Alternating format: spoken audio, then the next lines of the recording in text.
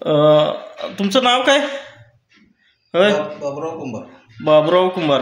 कुंभार साहेब, हे जे मातीचे गणपती केलेत, एक कसे तुम्ही हातानं तयार केलेत का कसे? हातानंच. बरोबर. ह्याला म्हणजे गणोबा म्हणून म्हणजे हे आहे, त्याचा एक मान आहे. ते कशासाठी असतोय मान? म्हणजे गणोबा म्हणजे काय हे? ते पहिल्यापासून मोठा जर गणपती असला तर लहान त्याच्यापाशी ठेवायला लागतो. ते गणोबा म्हणून त्याची पूजा करतात. बर. आणि घरात काय अडचणी असली, काय सुख आलं तर हे गणोबा म्हणून पुजतात. बर बर बर. आणि त्याची पूजा अर्चे शेजाऱ्यांना बोलवून, शेजारी भावकीतली नसले बर तर लहान मुलांना बोलवून आरती पूजा त्याची केली जाते. गेले किती वर्ष झालं हा व्यवसाय करताय? गेले आमचे वडील करत होते. वडिलांनी आता 70-80 वर्ष केले. आता वडिलांनंतर आम्ही करतो. पारंपरिक धंदा आमचा. पारंपरिक व्यवसाय. मग पारंपरिक व्यवसायामध्ये आणि काय करताय? बैल, नागोबा, गणपती, घटाची डोटकी, संक्रांत आणि गोवळाचे कळश्या, डेरे मातीचे. बर. मग ते पारंपरिक व्यवसायातून तुम्हाला उत्पन्न आहे असं वाटतंय का? म्हणजे आत्ताच्या काळात काही उत्पन्न नाही. पहिल्या जुन्या काळात कसं लोक भरभरून घालायचे, 2-2 सोपं बतायचे, त्याच्यात माप नसायचं. आत्ता मापून आणते 10 किलो. आता महागाई वाढली, सगळं वाढले, पण ते देण्यात वाढ झाली नाही ना. डिजिटल आता तुमच्या खिशामध्ये मोबाईल आहे.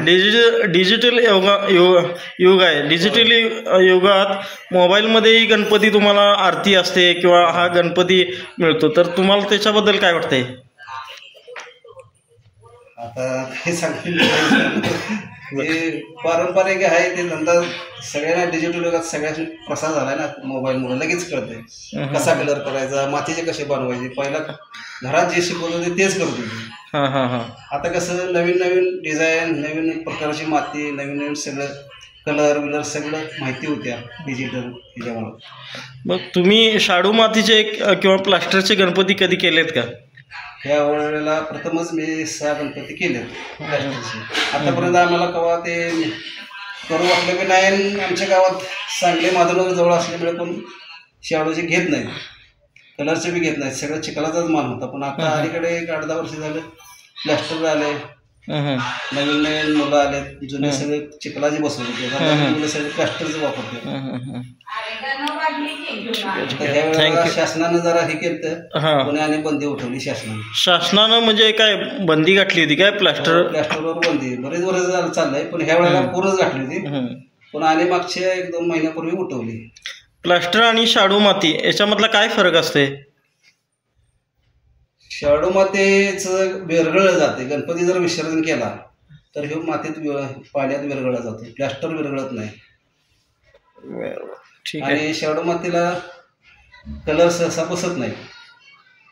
प्लास्टरला काय सहज सगळं कलर बसतात. करायला मोकळं. तुमचं नाव आणि एकदा सांगा. गाव?